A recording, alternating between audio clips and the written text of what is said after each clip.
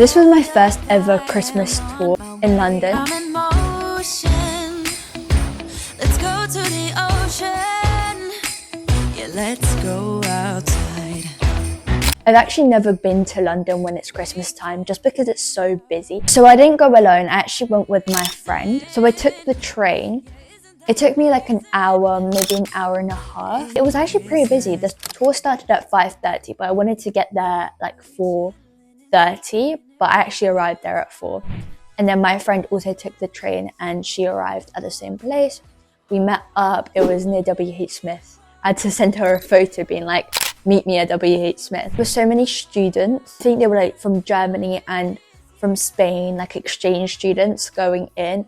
It was so crowded. So the meeting place for the tour was at this hotel. On Google Maps, it said it was going to be in 1 minute. So we started walking, trying to find this hotel. We were walking laps. We were walking for about 10-15 minutes just to try and find this hotel. And then it actually turned out that it was right next to the train station. It was so small and you couldn't even see that it was a hotel. So it was like really confusing and we just thought we were so dumb at this point. We had maybe an hour till the tour started, so we tried to just walk the streets. There were loads of lights. We took a lot of photos there. And then they had a McDonald's and an Itzy right next to each other. And I really love sushi, so I was like, we should go into Itzy and get something. My friend, she really liked McDonald's, so we were like, okay, that's perfect. You get McDonald's and then we go to Itzy and eat. So in McDonald's, we got food and then I got also a toffee latte. Wanted to try it. It was kind of cold though. Like it wasn't as warm as I thought, but it was only £2, but it's fine. And we went to Itzy and I got myself California rolls because I love California rolls.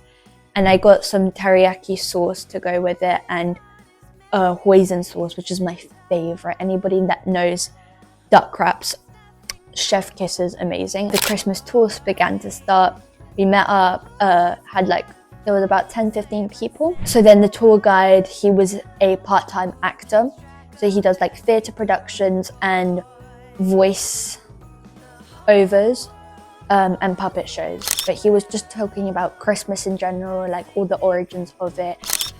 He tried to be as entertaining as possible, I guess, because Christmas tours are pretty boring. But I was just there for the photos and the videos. So we started off going to Charing Cross. They had so many lights out there. It was so nice and beautiful. Then we went to Trafalgar Square.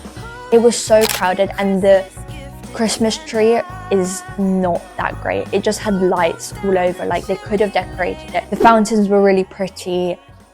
And when you walk to the museum, they had loads of like bars and cafes. Loads of people were there. They had then, if you walked past, a Christmas market. It was so aesthetically pleasing. So I took loads of photos and videos. They were selling from knitwear to jewelry. And then they had like this balcony spot with a bird's eye view of everything. It was so pretty. We were walking like streets and streets.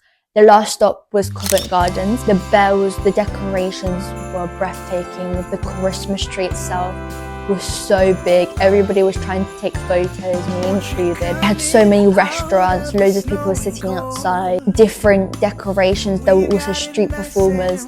So it was really good. It was all good and well until we kind of broke away from the tour guide because he didn't even wait for us. We were taking photos and we saw him from the corner of our eye. He basically left and we were very confused, but we already knew that Covent Garden was the last stop, so it doesn't really matter.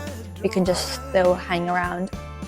And then a guy comes up to us. He was from the tour guide. He had this really like expensive camera and he started talking to us about, I don't know where the tour guide's gone. I think he's gone to the toy shop.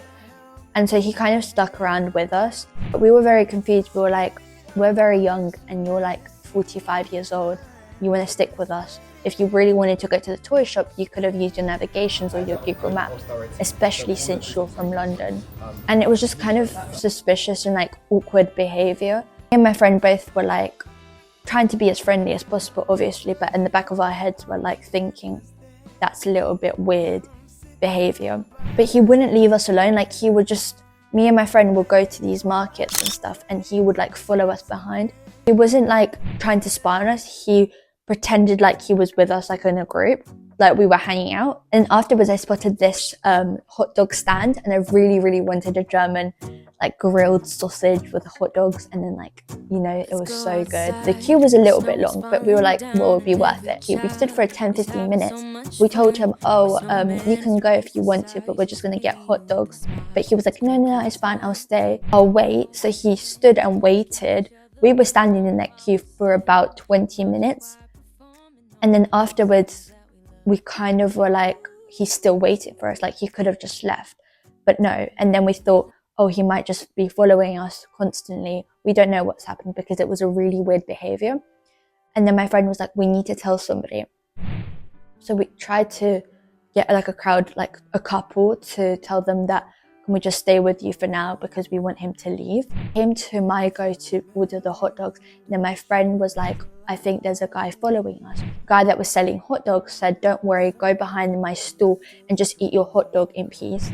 It took us like 10-15 minutes extra. He was still standing there and waiting. Then a couple behind us was like, is this guy trying to follow him? A bunch of people in the group literally came and said, do not follow these girls, I'm gonna call security. So they called security, and then the guy was like, oh, I'm trying to hang out with them. He left, but we were still scared that maybe he like left, and then if we were walking together, he might come with us and still follow us to like the train station and home. If the train takes very long, you could just ask security, and you can stand with security together and talk about the situation. I didn't think much of it because he was kind of really nice about it, and I never really thought about it until my friend was like, we should just tell somebody just in case. And then afterwards, the more I thought about it, the more I understood that it wasn't really okay. I kind of got this like really tightness in my body, so I couldn't even enjoy my hot dog that much because I was kind of really tense and like nervous inside. Just from that conversation, I really hope you take away that you should always stay safe, and I think you should always go with somebody and never alone, and not be afraid to speak up, because the more people you tell, the more people are aware, and they can help to keep you safe. If anybody wants to go into London and have a Christmas tour, you should definitely go. It's 100% free. You just need to book on Eventbrite, and they have so many events there.